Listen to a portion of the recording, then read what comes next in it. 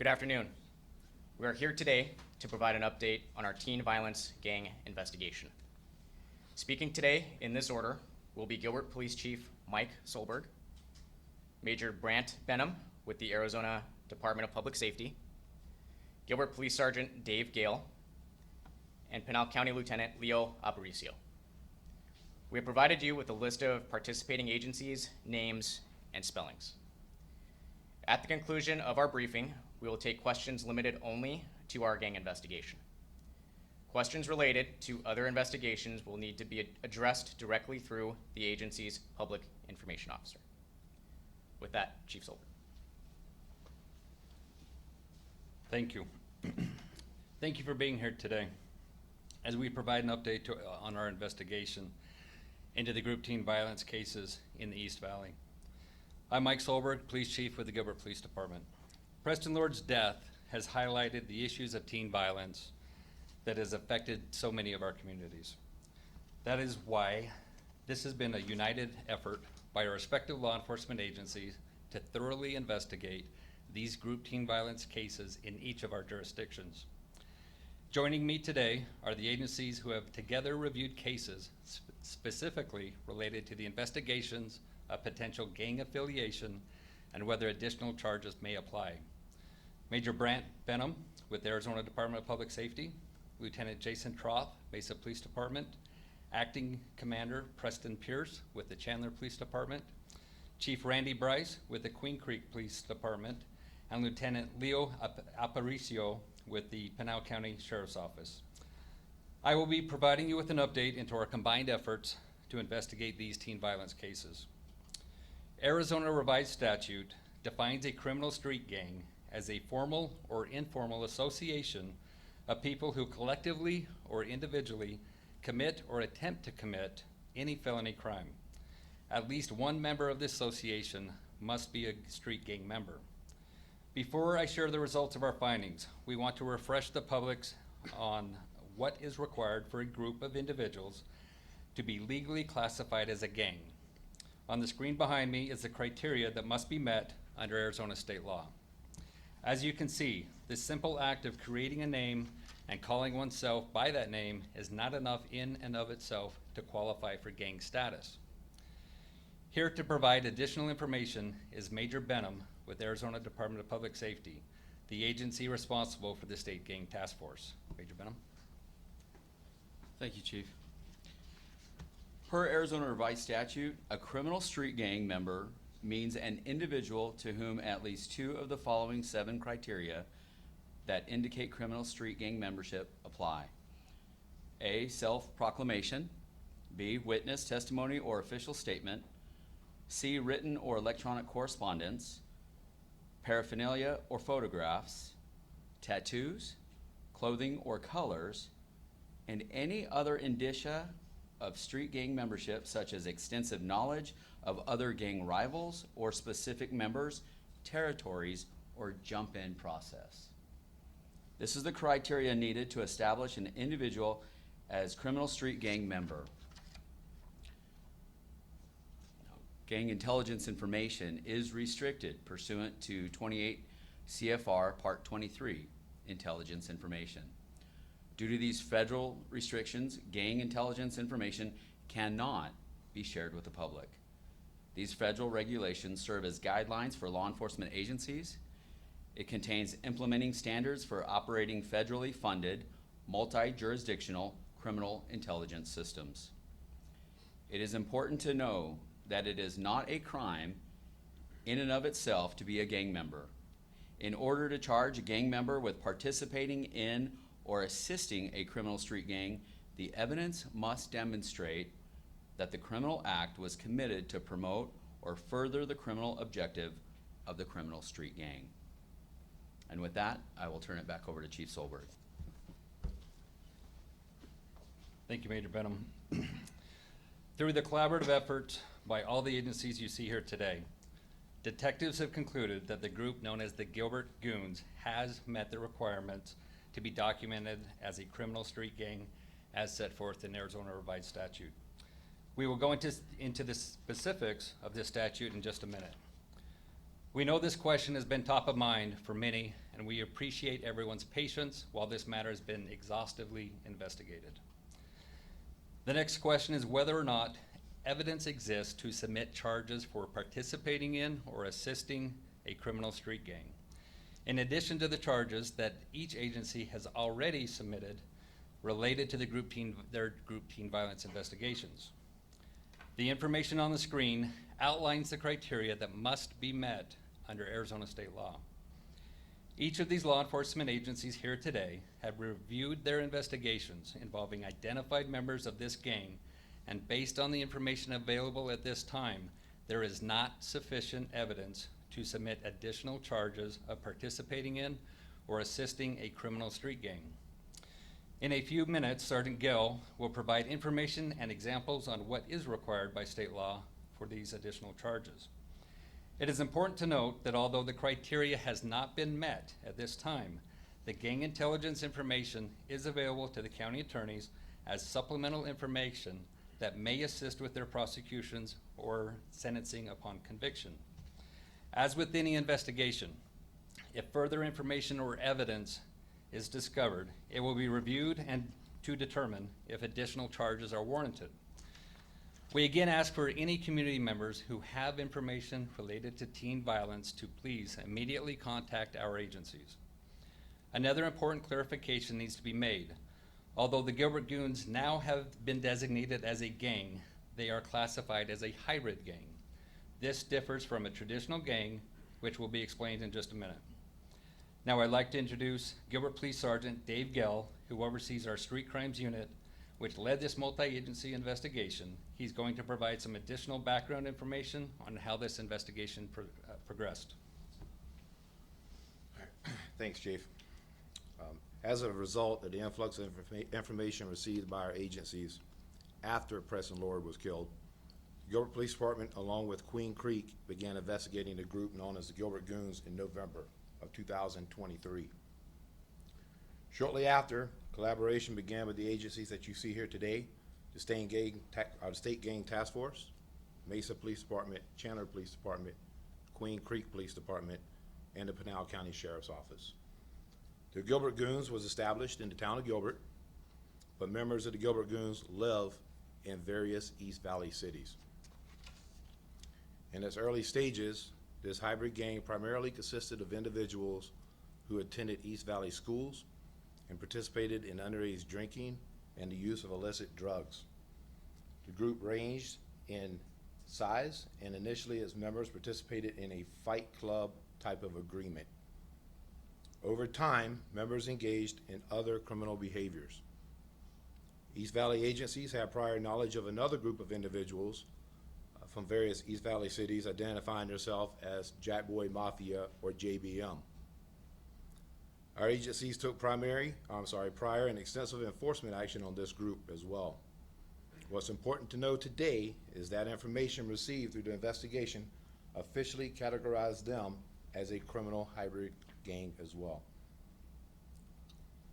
I would like to explain the difference between a hybrid gang and a traditional gang. As you can see on the slides behind us, you have a hybrid gang and a traditional gang. Hybrid gangs are very hard to document as a street gang.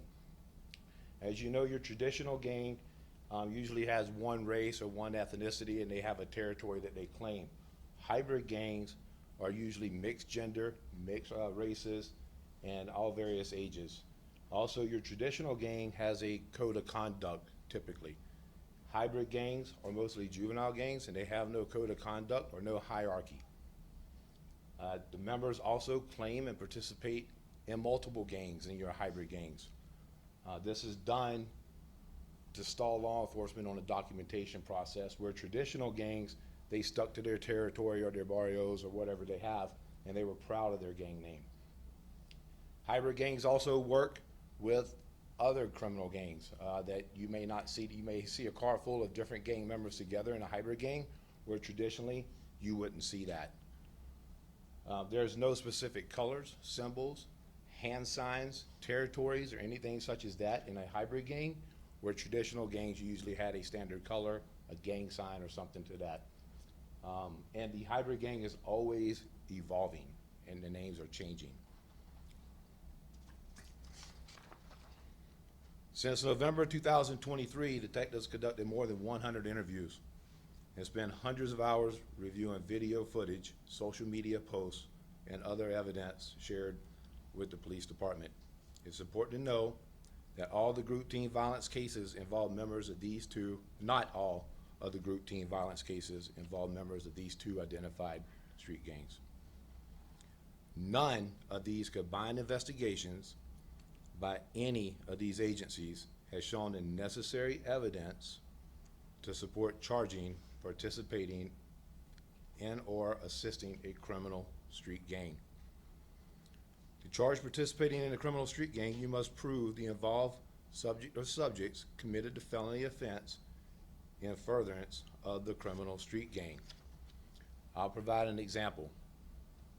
We'll talk about a documented gang member that we know standing on a corner selling illicit drugs. The money he makes from those drug sales, if he keeps it for himself and pays the bills at his house and gives no money to the gang, is not a gang charge. He's not participating in the gang. However, if he sells those drugs, takes that money, gives it to the gang, and the gang utilizes those funds to further promote that gang's agenda, now he or she could be charged in participating in assisting a criminal street gang.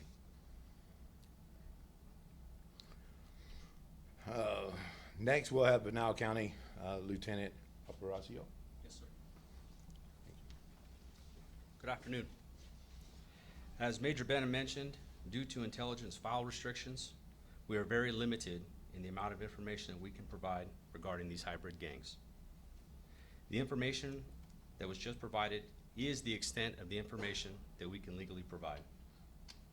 Although the information that can be shared is highly limited, one thing we do know is you can turn the news on. You can turn the news on without seeing, I apologize. One thing we do know is that you can't turn the news on without seeing local or national news coverage on teen violence. The bottom line is clear. Our youth are struggling and they need our help. This is why our agencies will continue to partner and work together to combat teen violence. Moving forward, we also ask that parents and community leaders remain engaged. We cannot solve this problem alone. Chief Solberg will provide a final summary. Thank you.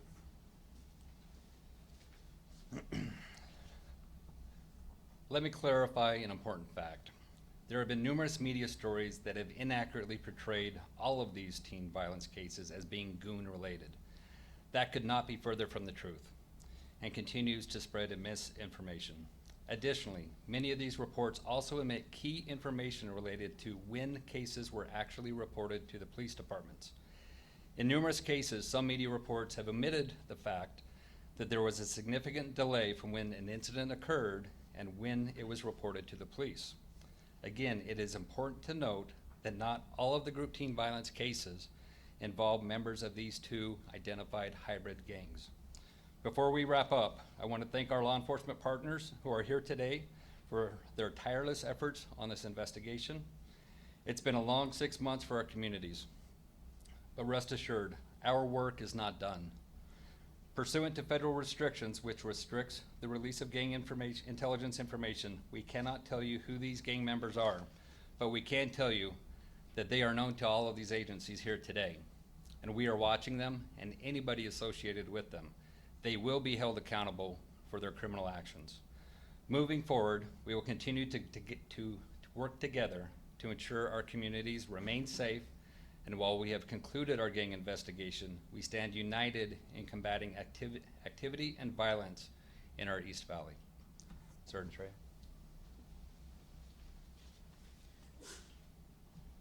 At this time, Chief Solberg will now take questions you may have. We will have one microphone, which I'll retrieve here in a minute. Just please raise your hand if you do have a question.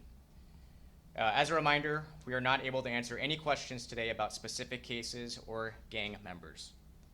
If you have questions about specific cases, please contact the agency's public information officer. Your questions today need to be focused on our gang investigation. So with that, Chief, I'll grab the mic.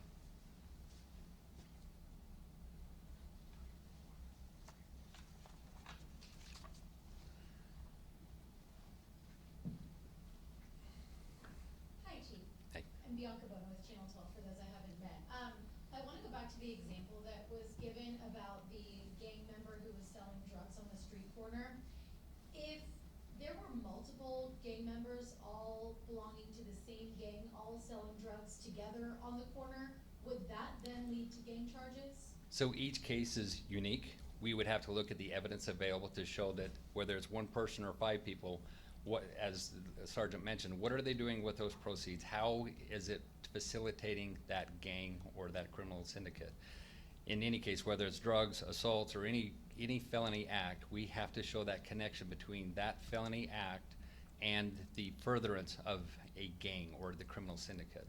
So we've got to look at the evidence. So I can't just say you need this number or you need this or that. We have to look at all of the evidence, build our case to show their actions are in furtherance of the criminal activity of that gang.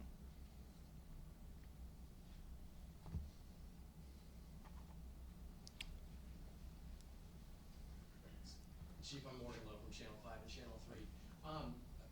Question here. It sounds like you're saying that there were at least these 2 hybrid gangs operating on your streets. By looking at the dates on the cases, this has been going on for a while. How do you explain the disconnect between what your officers were seeing and the fact that they missed that there were these 2 gangs operating on your streets? Does that disconnect concern you? So I would not describe it as a disconnect. I would say that the investigations not only our agency and other agencies had, we were actively working teen violence cases. And the information that we had prior to Preston Lord's death was much different than what we have now. We mentioned in our statement that we had information about the Jack Boy Mafia. They were not identified as a criminal street gang at that time. And we were actively pursuing charges on those individuals as a group, not as a gang. And as we had additional cases, we continued to investigate those regardless of their gang affiliation. There was no mention, as I've mentioned numerous times, prior to Preston Lord, there was not a mention of the Gilbert Goons in any of our investigations. After Preston Lord was killed, there was an overwhelming amount of information, not only provided to us, but to the media, about that term and that group and that association. And that's what we began investigating in November, of what is that association and how are they connected to any of these assaults. A quick follow-up. Lots of interviews done, reviewing social media. Has this investigation into this gang team, has the investigation into the teen violence put a strain on your resources, and has that resulted in any other cases falling by the wayside or not being closed out as quickly as you would like? No, obviously every case that we have, we put an importance on getting that thoroughly investigating and bringing justice as quickly as we can. Each case is different, it's unique on what those different parameters are and making sure we have a solid case to present. Obviously, as you have an influx of different cases, it does create an impact on your department, but not at the sake of another case. We keep working all of our cases. It's not untypical for a detective to have 10 to 15 cases at any time that they're constantly working.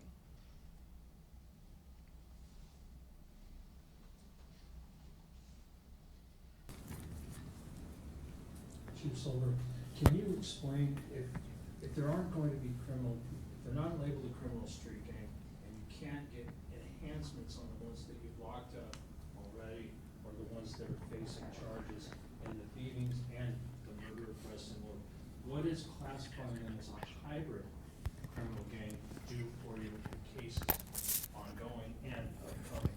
Yeah, so they're a criminal street gang. The hybrid versus traditional is just more of an educational of there's different, the way they operate are different. And so there's not a different legal classification versus hybrid versus traditional. But in this case, as you mentioned, we are unable to charge these individuals that are in both of these gangs with additional charges of participating or assisting in a criminal street gang. As I mentioned, this information has been provided to the county attorneys. At this time, there are no pending reviews from our agencies for them to determine if additional charges could be filed. However, they have this information and they will look at their cases and determine how, if at all, it can assist each of their cases. But that would be a question you'd have to ask the county attorneys. Going forward, if there's any commission of a crime by any of these individuals, again, we still have to not only prove the crime, but also prove that it was in furtherance of that gang activity in order to get that participating or assisting in a criminal street gang. Just a follow-up, and is there a reason the county attorney's not here? We're talking about our investigation and the fact that we don't have charges. She's not here. And granted, we have two counties we're working with, both Pinal and Maricopa County.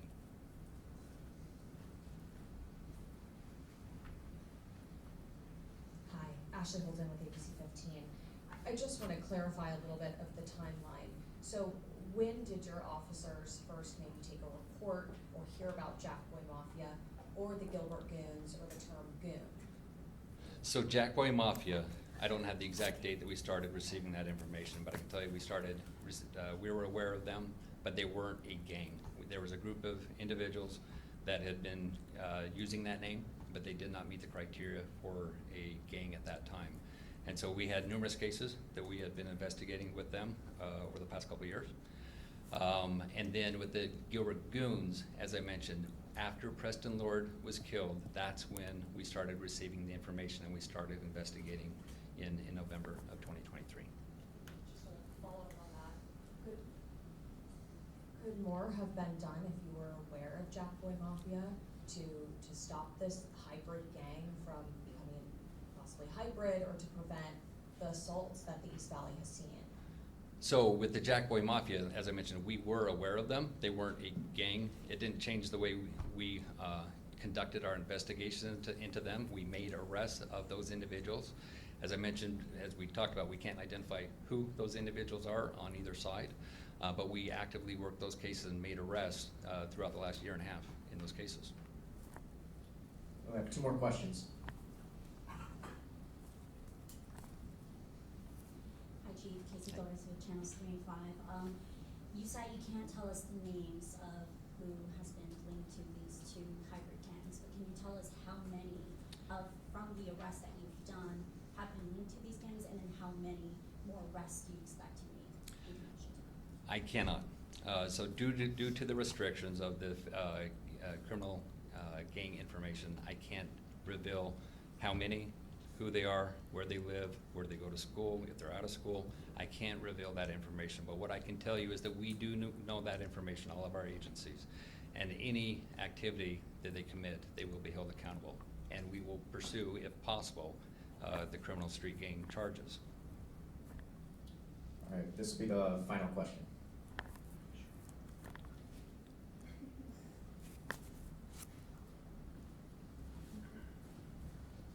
Hi, Elena with the Arizona Republic. I know this announcement comes today, but can you tell me when this designation of this gang happened?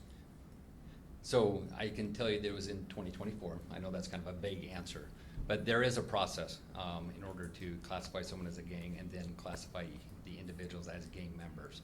So as you're aware, we started this investigation in November of 23, and now being May, it's took roughly 6 months to conclude this investigation.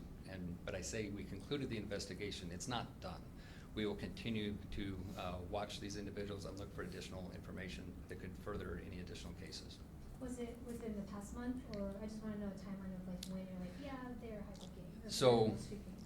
I would love to answer that, but I'm gonna classify that as part of the information, because as we collect information through interviews, photos, videos, as we collect all of our information, we have to be very careful about statements we make about when, where, and how we classified an individual as a gang member, because we do not want to reveal the information or how we obtained that information.